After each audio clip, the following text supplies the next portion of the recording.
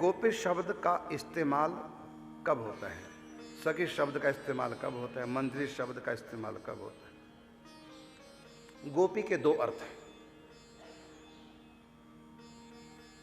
गौओं का जो पालन करते हैं उनको गोप कहते हैं। तो गोप की पत्नी को गोपी, गोप की बेटी को गोपी,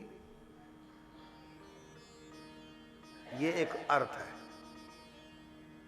ब्रज में गोपों की पत्नी, गोपों की बेटियां, माने गोप का स्त्रीलिंग गोपी है। और गोप का अर्थ क्या है? गौओं का पालन करने वाले। गोप एक जाति है, तो जाति सूचक नाम होने से गोपी कहलाती।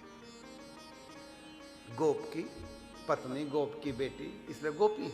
तो गोप का स्त्रीलिंग शब्द गोपी है। एक तो ये अर्थ है। और दूसरा, गोपी का अर्थ सुनिए।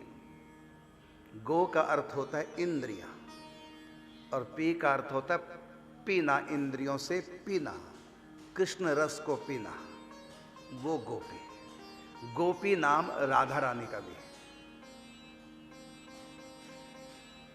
तो गोपियों को इसलिए गोपी कहते हैं क्योंकि गोप जाति में उत्पन्न हुई है, गोप जाति में विवाह के आई है, इसलिए गोपी हैं। एक अर्थ तो ये है, ये सामाजिक अर्थ है। और एक गोपी का अर्थ है जो प्रत्येक, गो का अर्थ इंद्रियां भी होता है, और गो का अर्थ गाय माता भी होता है। तो गोपाल एक जाति है।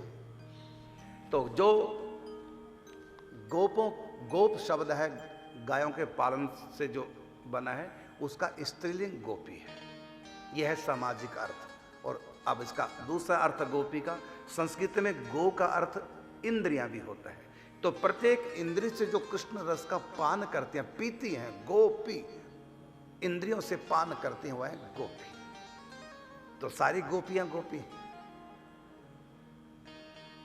और राधा रानी का भी एक नाम गोपी है, क्योंकि राधा रानी भी श्री कृष्ण रस का सतत पान करती है, इसलिए इनको प्रधान गोपी भी कहा गया है राधा रानी को। तो राधा रानी का भी नाम गोपी है।